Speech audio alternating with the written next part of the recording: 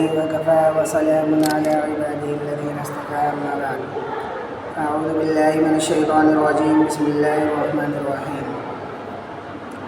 ليس البر أن تولوا وجوهكم قبل المشرق والمغرب ولكن البر من آمن بالله واليوم الآخر والملائكة والكتاب والنبيين وآتى المال على حبه ذوي القربى واليتامى والمساكين وابن السبيل والسائلين وفي الرقاب وأقام الصلاة وآتى الزكاة والموفون بعهدهم إذا عاهدوا والصابرين في البأساء والضراء وحين البأس أولئك الذين صدقوا وأولئك هم المتقون.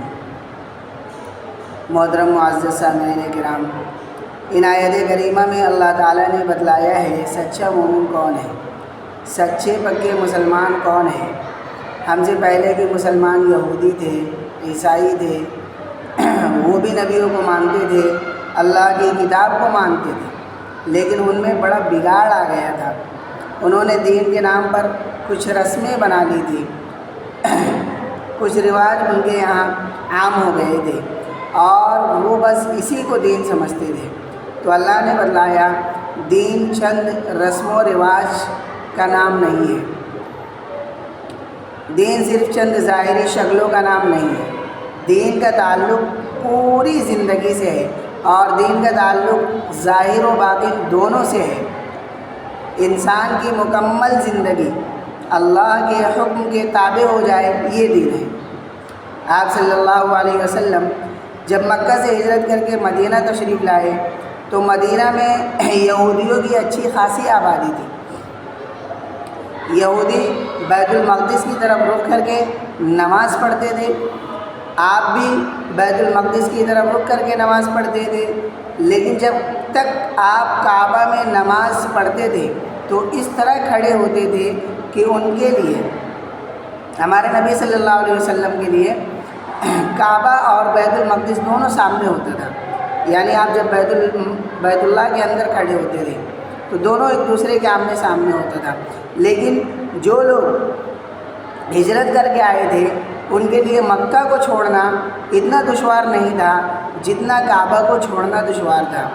کعبے کی محبت ان کی گٹھی میں پڑی ہوئی تھی، لیکن وہ ایمان والے تھے. انہوں نے اپنا سب کچھ اللہ اور اس کے رسول کے لیے قربان کر دیا تھا، اللہ اور اس کے رسول کے حوالے کر دیا تھا. اس لیے وہ خوشی خوشی بیت المقدس کی طرف رخ کر کے نماز پڑھتے تھے. خود آپ کو بھی کعبہ سے بے پناہ محبت تھی، بے پناہ تعلق تھا، لیکن آپ کی تمنا یہ تھی کہ کعبہ کو قبلہ بنا دیا جائے اور اللہ نے وعدہ بھی کیا کہ بنائیں گے. لیکن کب بنائیں گے، کتنے دن کے بعد بنائیں گے، اس کی وضاحت نہیں ہوئی تھی. 17 مہینے اسی طرح گزر گئے. 17 مہینے کے بعد آپ کی آرزو اور تمنا کے مطابق اللہ کا حکم آ گیا، وَحَيْثُ مَا كُنْتُمْ فَوَلُّوا وُجُوهَكُمْ شَطْرَهُ. اب تم جہاں بھی ہو کعبہ کی طرف منہ کر کے نماز پڑھو. آپ نے کعبہ کی طرف منہ کر کے نماز پڑھنا شروع کر دیا. قبلہ بدل گیا. یہود اور مدینہ کے بعض منافقین نے کہا ان کا تو کوئی ٹھکانہ ہی نہیں ہے. انہوں نے طعنہ مارنا شروع کر دیا کہ ان کا تو آج تک قبلہ طے نہیں ہو سکا. اور پھر یہ بحث چھڑ گئی کہ قبلہ افضل ہے یا بیت المقدس افضل ہے. بیت المقدس کی طرف ہزاروں انبیاء نے رک کر کے نماز پڑھی ہے. ایک زمانے سے وہ قبلہ تھا تو کیسے بدل سکتا ہے؟ طرح طرح کی باتیں ہونے لگی. تو اللہ نے فرمایا یہ دین تھوڑی ہے کہ ادھر منہ کر کے نماز پڑھنا ہے یا ادھر منہ کر کے نماز پڑھنا ہے. دین اپنے آپ کو 100% اللہ کے حوالے کر دینے کا نام ہے. جدھر اللہ کا حکم ہوا ادھر رخ کرو. بس اللہ کے ہم بندے ہیں، اللہ کے حکم کے پابند ہیں. ہمارے لیے اللہ کا حکم، اللہ کی مرضی آخری بات ہے. آپ صلی اللہ علیہ وسلم نے اللہ کے حکم پر کس طرح عمل کیا، بس اسی طرح ہمیں بھی عمل کرنا ہے. یہودیوں کے یہاں تو ظاہری شکل پر بڑا زور دیا جاتا تھا اور ان کا اندرونی معاملہ بڑا بگڑا ہوا تھا، جیسے ہمارے اندر ہو گیا ہے کچھ رسم و رواج کو ہم دین سمجھتے ہیں اور ان کے تقاضے بھی پورے کر لیتے ہیں، لیکن ہمارے معاملات بگڑے ہوئے ہیں، اخلاق بگڑے ہوئے ہیں، شادی بیاہ اپنی مرضی سے کرتے ہیں، خوشی غمی میں اپنی مرضی چلاتے ہیں، کاروبار میں معاملات میں اپنی مرضی چلاتے ہیں اور یوں سمجھتے ہیں کہ اسی کا نام دین ہے۔ اور کاروبار کا معاملات کا دین سے کوئی تعلق نہیں ہے۔ اگر کوئی مولوی صاحب بیان کرے یا بتلانے لگے تو مولوی صاحب آپ مسجد کے اندر بیٹھ کر نماز روزے کے مسائل بتلائیے، بازار کے معاملات میں آپ دخل نہ دیں، ہمیں مارکیٹ میں کیا کرنا ہے وہ ہم سمجھیں، یہ دین نہیں ہے۔ گویا کہ کاروبار میں جھوٹ بولنا، وعدہ خلافی کرنا، ناپ تول میں کمی کرنا، دھوکہ دینا، بے ایمانی کرنا، اس کا دین سے کوئی تعلق نہیں ہے۔ آپ ہمیں مت بتلائیے کہ ہمیں مارکیٹ میں کیا کرنا ہے، اور یہ مسلمانوں کا طریقہ نہیں ہے کہ وہ ان سب معاملات میں دین کے مطابق معاملات نہ کرے، دین کے مطابق کاروبار نہ کرے، بلکہ دین مکمل تبدیلی کا نام ہے۔ مکمل تبدیلی، چاہے وہ کاروبار ہو، معاملات ہو، لین دین ہو، پڑوسیوں کے حقوق ہوں، ماں باپ کے حقوق ہوں، بیوی بچوں کے ہوں، شوہر، ہر ایک کے حقوق ادا کرنا، گویا کہ اللہ نے جو حکم دیا اس کو پورا کرنا، مکمل تبدیلی کا نام دین ہے۔ اپنے آپ کو اللہ کے سپرد کر دینے کا نام دین ہے۔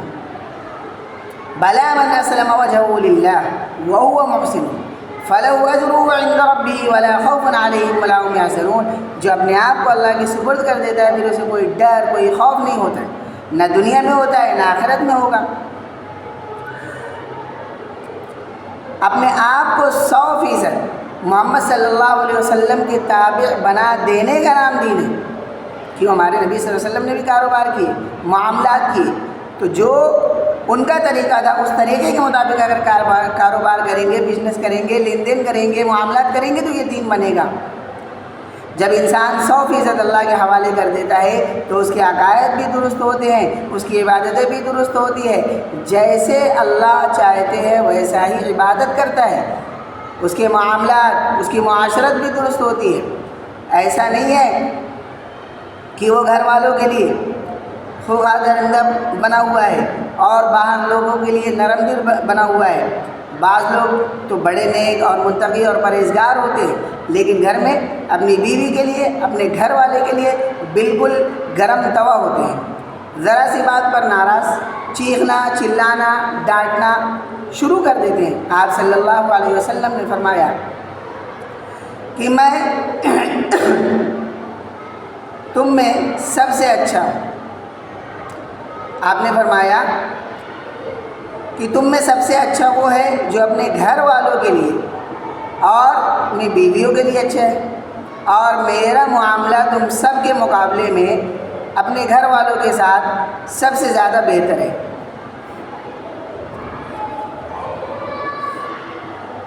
آپ جب گھر میں تشریف لاتے تھے تو گھر والے خوش ہو جاتے تھے، ڈرتے نہیں تھے، گھبراتے نہیں تھے۔ اب ہم غور کریں، ہم گھر میں جاتے ہیں تو گھر والے ڈر جاتے ہیں یا خوش ہوتے ہیں۔ کسی زمانے میں جو کام یہودی کرتے تھے آج وہ ہم کرنے لگے۔ یہودی سارے بگاڑ کے باوجود وہ اپنے آپ کو مسلمان سمجھتے تھے، دیندار سمجھتے تھے۔ آج ہمارا بھی یہی حال ہو گیا ہے کہ ہم سارے بگاڑ کے باوجود اپنے آپ کو ہم کیا سمجھ رہے ہیں؟ دیندار سمجھ رہے ہیں۔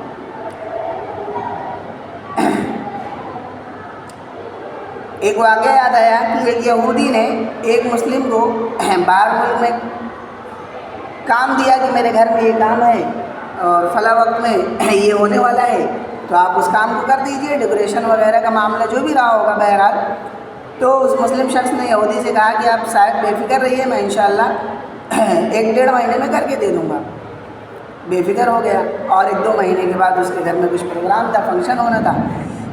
اب جو یہ واقعہ ہوا تو اس نے کام شروع کیا، 1 دن آ رہا ہے، 2 دن نہیں جا رہا ہے، 2 دن جا رہا ہے، 1 دن نہیں جا رہا ہے، یوں کرتے کرتے کرتے وقت آ گیا اس کے فنکشن کا۔ اس یہودی نے کیا کیا، دوسرا اس نے ہال لیا، دوسری جگہ بک کیا، گھر لیا بھاڑے پر، اور اس نے اپنا پروگرام کر لیا، اور اس نے کہا کہ اس نے ایک وقت پر مجھے کام کر کے نہیں دیا، دل میں سوچا کہ پیمنٹ تو مجھے کرنی ہے، پیسہ تو مجھے دینا ہے، اب میں اس کو بتلاؤں گا۔ اب جب یہ اس کا فنکشن ہو گیا، 1-2 مہینے گزر گئے، تو یہ اس نے 2 مہینے کا کام انہوں نے 4 مہینے میں کر کے دیا۔ تو اب یہ پیمنٹ کے لیے جا رہا ہے، تو وہ یہودی کہہ رہا ہے کہ ٹھیک ہے بھائی ابھی نہیں ہو پایا، کل آؤ پرسوں آؤ، اسی طرح سے وہ کبھی کچھ دیتا کبھی دوڑاتا، مہینوں گزر گئے، یہ پریشان ہو گیا۔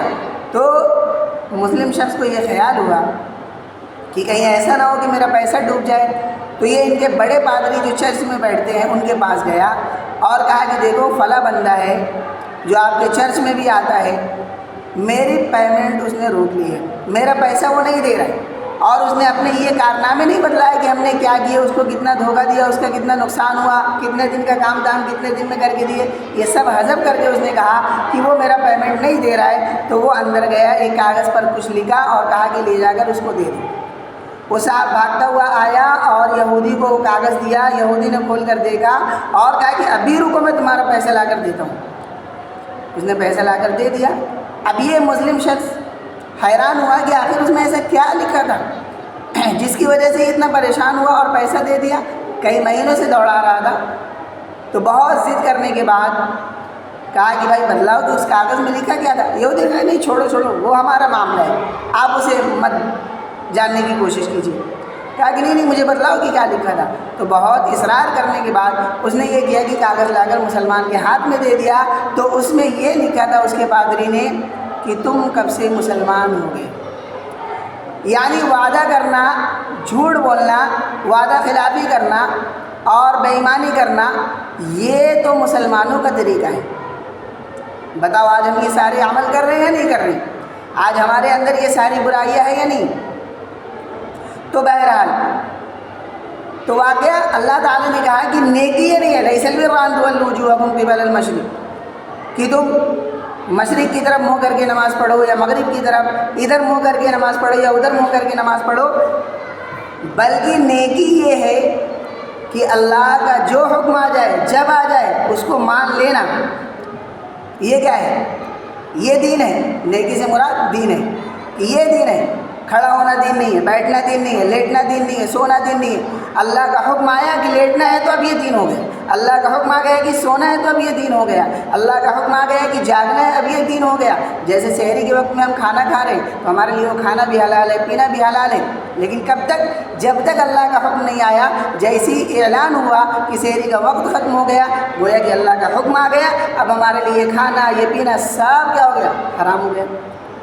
ایسا تو نہیں ہے کہ وہ کھانا جب اس وقت کھا رہے تھے تو ثواب مل رہا تھا، ابھی بھی آپ کو یہ سوچے بھائی یہ کھانا تو حلال ہے، سحری کا وقت ختم ہوا تو کیا ہوا؟ اب کوئی کھائے تو اس پر اللہ کی رحمت برسے گی، یہ لعنت۔ وہی کھانا جو اللہ کا حکم نہیں آیا تھا تو حلال تھا، کھانے پر ثواب تھا، وہی کھانا اب جب اللہ کا حکم آ گیا تو اب کیا ہو گیا؟